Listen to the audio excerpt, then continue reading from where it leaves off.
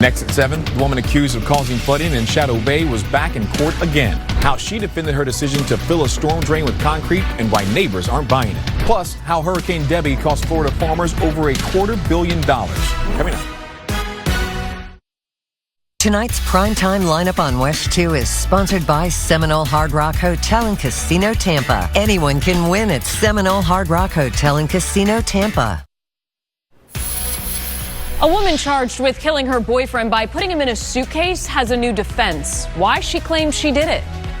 A woman at the center of a flooding problem in her neighborhood was back in court today and finds out what she must do to fix the issue, how long she has to remedy the situation. And SpaceX is pushing back against the FAA and their plan to fine the space company hundreds of thousands of dollars for not following the rules regarding space flight. What they say the real problem is, and it's not them. WESH 2 News starts now with breaking news. This former volunteer basketball coach arrested, accused of charges, including human trafficking of children. WESH 2's Haley Krumbolholm is live in Ocala outside of the Marion County Jail tonight. And Haley, this man faces a number of charges. Yeah, that's right. According to the sheriff's office, this man actually admitted to offering parents thousands of dollars to keep their kids. So he's facing human trafficking charges, molestation charges, and charges of producing child sexual abuse material. According to the sheriff's office, look at Lombardo's phone. They did find child sexual abuse images, including some of one of the juvenile victims. At this point, they believe there could be more victims out there. So anyone asked to contact the Marion County Sheriff's Office. Live in Marion County, Haley Krumbolholm, WESH 2 News. A Winter Park man is facing charges accused of raping a child while she was drugged. Dylan Smith faced a judge for the first time today. He's charged with sexual battery of an underage girl. The attack happened at a house party on New Year's Day. Melbourne told them she passed out after drinking. Two witnesses say that they saw Smith attack her. The judge set Smith's bond at $35,000. His arraignment will take place on October 15th. Once again, some people saw storms across central Florida. But it's been pretty calm this afternoon, late this afternoon, I should say. Meteorologist Marquise Meada joins us now. Any more storms expected to pop up, Marquise? We'll have a couple south of the I-4 corridor. These have been isolated in variety. In fact, they actually started across Melbourne in Brevard County, now moving across Osceola out towards the St. Cloud regions, where we see the highest concentration of rain. Also, lightning strikes here just past the 7 o'clock hour, in which we've seen much more rain to your east, about 2.5 to 3 inches in parts of Brevard County, like Beach in Melbourne, but now the showers are beginning to populate just to the west. Here's another one just east of Bithlow into Wedgefield in Christmas. An isolated condition north of 528, but that's pretty much all the rain that we're dealing with here past 7 o'clock. These showers will continue to fade slowly, but it's a gorgeous picture outside of Volusia County. Take a look at this sunset across New Smyrna Beach. So we'll spend the next hour or two tracking these showers and storms, but we're much drier over the weekend. But the work week might have some tropical moisture heading our direction. The tropics, though, coming up in the next 15 minutes. The woman who neighbors say caused this flooding in the Shadow Bay subdivision was back in court again. Neighbors say she filled a storm drain with cement, so they took her to civil court. The judge sided with frustrated homeowners, ordering her to take out the concrete they say has been causing flooding in the Shadow Bay neighborhood for months. The judge says Diane Goglass will have to repair the pipe within 10 days. If she does not, the county will come out to fix the problem and she will have to pay for the cost. Goglass gave testimony today saying she filled the drain because it was causing her problems for years. She claims no one answered her calls for help. Since 2013 that I've been having issues with sinkholes, washouts, erosion. The gentleman's leg went through the ground. The fire department came out. They advised that it's been ongoing for 30 years. Interconnected stormwater drainage system is meant to move water from the roadway to the retention pond. Glass is being sued by her homeowners association.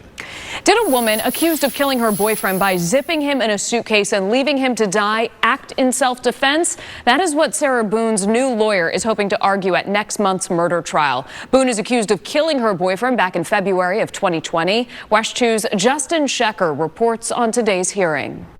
There is another hearing in the Sarah Boone case scheduled for next week. The trial is set to begin on October 7th.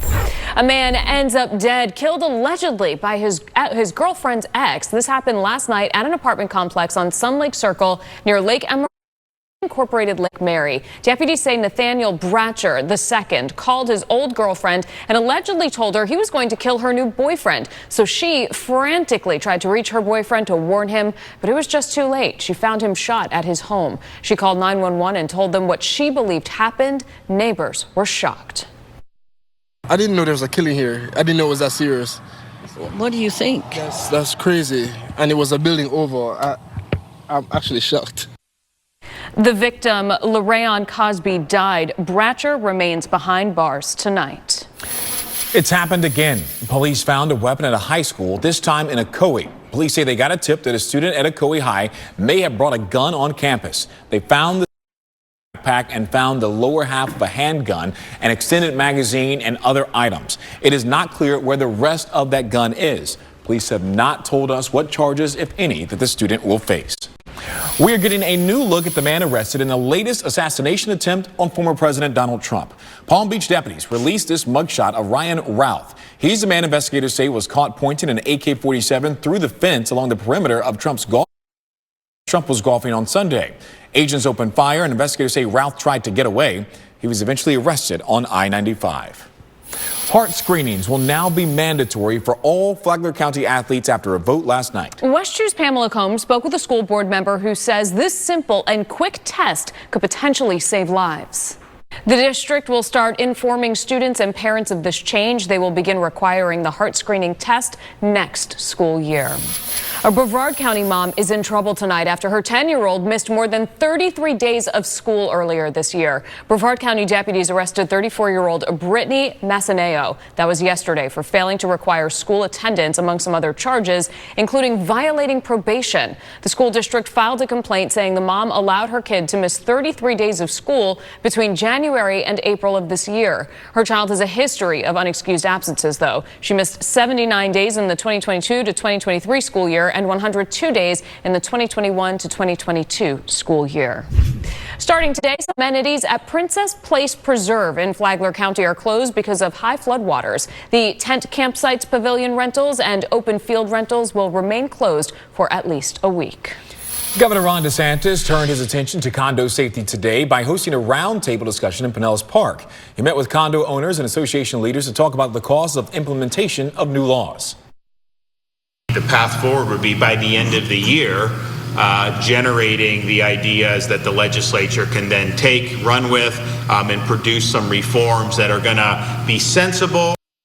After the Surfside condo collapse in 2021, state lawmakers passed laws requiring inspections for condo buildings due at the end of this year. But this has created significant costs passed down to condo owners. As you just heard the governor say, lawmakers will take the feedback collected from today's roundtable and use it to improve laws in the future. For a lot of people, on September 19th, 2017, when they went to bed, on September 20th, their life changed forever. This week marks 7 years since Hurricane Maria devastated Puerto Rico, causing catastrophic damage and killing thousands. We speak with the director of UCF's Puerto Rico Research Hub about how much has changed since that day and the work that still needs to be done. And Starship passed a test overnight ahead of its huge launch in a few months. What makes this launch so unique? And we have 3 features in the tropics that we are closely watching, but one may bring some tropical weather across the Gulf Coast. We'll take a closer look coming up after the break. Covering Central Florida, so you never miss a moment of what's happening. Every night at 10, Michelle Imparato, Jesse Pagan, and First Warning Chief Meteorologist Tony Manalfi. WESH 2 News at 10 on CW18. Local, live, late breaking. Closed captioning is sponsored by Shark Coatings. Hurricane Debbie caused more than $260 million in estimated losses to crops and farm animals when the Category 1 storm swept through North Florida last month. If this holds true, it would mean the damage done to farms would be similar to Hurricane Idalia, which roared through the same area just last year. Debbie impacted more than 2 million acres of agricultural land in the state, with 2/3 of the land used for livestock grazing. There always are impacts to agriculture of these types of events. So Hurricane Debbie was not quite as intense as Hurricane Idalia, which might still be somewhat fresh on people's minds. But it's still a reminder that there's a lot of production agriculture out in Florida. About $3 billion in annual agriculture production occurs in the areas, and it could take several years before long-term impacts from Idalia and Debbie are understood. The Debbie estimates are mostly tied to the current growing season and don't include damaged items such as fertilizer and feed or repairs for damaged and destroyed infrastructure. Tomorrow marks 7 years since Hurricane Maria decimated Puerto Rico. That storm left thousands dead and survivors without power for months. Some people left the island and settled here in Central Florida. WESH 2's Megan Mulatto has the latest. All right, we are still in hurricane season and we are watching some things out in the tropics, but right now we're focusing on our local forecast. Meteorologist Marquise Mita joins us now with a Thursday evening forecast. Hey, that's a great looking sunset, Marquise. It's amazing outdoors right now where we don't see the rain. This is the Lakefront Park in Osceola County in Kissimmee, and it looks beautiful for the moment. But to your east, that's where we have the better chance for showers out towards St. Cloud right now. Those showers have been an off and on again thing. Just south of the I-4 corridor, they actually started across Orange County, then they slowly did trickle into Osceola. So here's a better view. Zooming in nice and tight here, moving across St. Cloud. We've had numerous thunder strikes to start off the evening, but it looks like we're losing the intensity as we draw further across the 7 o'clock hour to your north. These showers are basically out of the picture into Wedgefield across 528. And then as we head further south into the west, entering Haines City, also Dundee, across Polk County, we do see that outflow boundary increasing your chance for some early evening rain. Here's another beautiful sunset, though, out towards Ocala. You guys have been dry all day long. It's been a beautiful afternoon and start to your night. Not a cloud in sight as to remain warm in the upper 80s. It's the warmest place to be right now. 7 degrees north across I-75 in Ocala. A little bit cooler in areas where we do show the rain. You're in the upper 70s in St. Cloud. In Melbourne, where we had some significant showers earlier today. Here's a look at the cities that showed the better chance for rain. That's across Brevard County, Palm Bay, 2.5 inches. Grant, Valcaria, 1.79. Port Malabar, 1.76. And just below 1.5 inches, that's Melbourne, 1.49 inches. We'll watch the rest of those showers and storms taper away over the next hour or two. What we're going to be left with as you head further east, that'll be the chance for clouds overnight into Titusville, Palm Bay, New Smyrna Beach, and parts of Volusia County. And then as we head into Orlando to start off your morning, well, we're going to be dry. Lots of sunshine, just muggy weather. Dew points should trickle into the lower 70s, and your temps to start off the day should be in the mid 70s. Before the break, we teased ahead to this system in the tropics. This is a disturbance in the Western Caribbean, which does show a decent chance for further development over the next week. In fact, this could be your next tropical depression.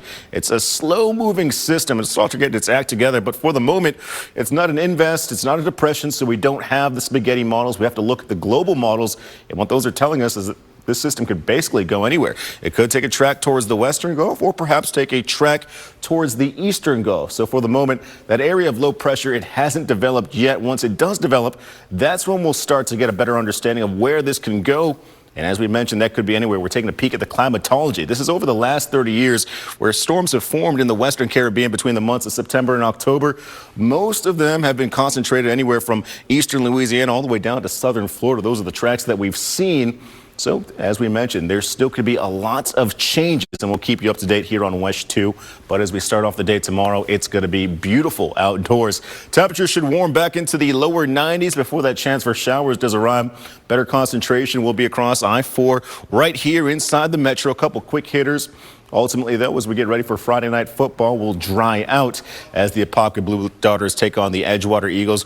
Warm and for your kickoff, clouds return over the course of the game as temperatures remain warm in the upper 70s. In fact, we start off the morning on Saturday in the upper 70s across Cocoa, where we have the walk to end Alzheimer's, 78 degrees at 7 o'clock, still humid. Clouds start to build as the day goes on, and then we start to watch the radar heading into the noon hour. Here's how your 7 days forecast shapes up. Beautiful conditions tomorrow, slightly higher chance for showers on Saturday and Sunday. Then we swing into fall, and we also swing into drier weather Monday and Tuesday. Don't get too comfortable, though. Looks like we're tracking tropical moisture heading our way towards the middle of the work week, and we'll keep an eye on the tropics in the days to come. Kid Hoover has a preview of tonight's Access Hollywood. All right, tonight's Access begins with big laughs from Clooney and Pitt, thanks to our throwback photo surprise for them during their very hairy phases. But then it's Pitt who brings the wit with a hysterical line about George and Amal's upcoming 10th anniversary. Then it's on to our first interview with all 4 coaches of the new Voice season as Snoop unveils his secret weapon to beat reigning champ Reba. Add to that, Sean Diddy Combs in large part due to concerns over possible witness tampering. We've got a very revealing look at the Brooklyn jail housing him, which has a very violent reputation, calling into question whether Combs' life is in danger. All that just moments away on Access Hollywood. This First Morning Weather Update is sponsored by attorney Dan Newlin. SpaceX says they're having a blast out in Texas. The agency posted video late last night of the latest static fire for Starship. SpaceX tested 6 big engines ahead of the next critical launch, where they plan to catch a portion of the rocket back at the pad using their so-called chopsticks connected to the tower. Right now, that launch is scheduled for no earlier than November, pending the FAA approves a new launch license. SpaceX is pushing back against the FAA's proposal to fine the company for not following launch license requirements. The FAA claims SpaceX failed to include a readiness poll 2 hours before it launched in June of last year. They also claim SpaceX used an unapproved control room for the launch. SpaceX is also accused of fueling its Falcon Heavy rocket at an unapproved propellant storage facility the following month. SpaceX responded with a letter saying, in part, the FAA lacks the resources to review licensing materials in a timely manner, and this threatens national priorities and stifles innovation. All right, we're taking a trip back to our pad here. NASA marked a new milestone by testing all 4 of these emergency baskets at Launch Pad 39B. These will be used by the Artemis astronauts if they need to evacuate the pad before launch. Right now, Artemis 2 is scheduled to lift off no earlier than September of next year. They let Dan Billow ride in one of those for a story a couple years ago. Oh, I don't remember that. Oh, it's a Google worth That's amazing. All right, we have several stories we're following for you tonight. Summer Knowles is joining us now with a preview. Hey guys, we are staying on top of a developing story tonight that we brought you at the top of the newscast. A former coach accused of molesting children. What we are learning about the serious charges against him and what a mental health counselor says parents need to look out for to make sure their children don't get victimized. Plus, keeping an eye on the tropics as an area of interest in the Caribbean could soon turn into something more. Back to you. All right, thank you. That does it for now. Be sure to join us again at 10 o'clock on the CW 18 and right back here for WESH News at 11. And you can always get our news online on WESH.com. Have a great night. With WESH 2 News, you're at the center of breaking news. That's because we tell the stories that matter to you. We know how valuable your time is. So our time is spent on accurate reporting. We'll bring you more when we know more. Bringing you the information you need to know. Alerting you to all that's happening in Central Florida. So you can trust when a story breaks. We will be there for you. Stuart Moore and Summer Knowles. Weeknights on WESH 2 News. Local, live, late breaking.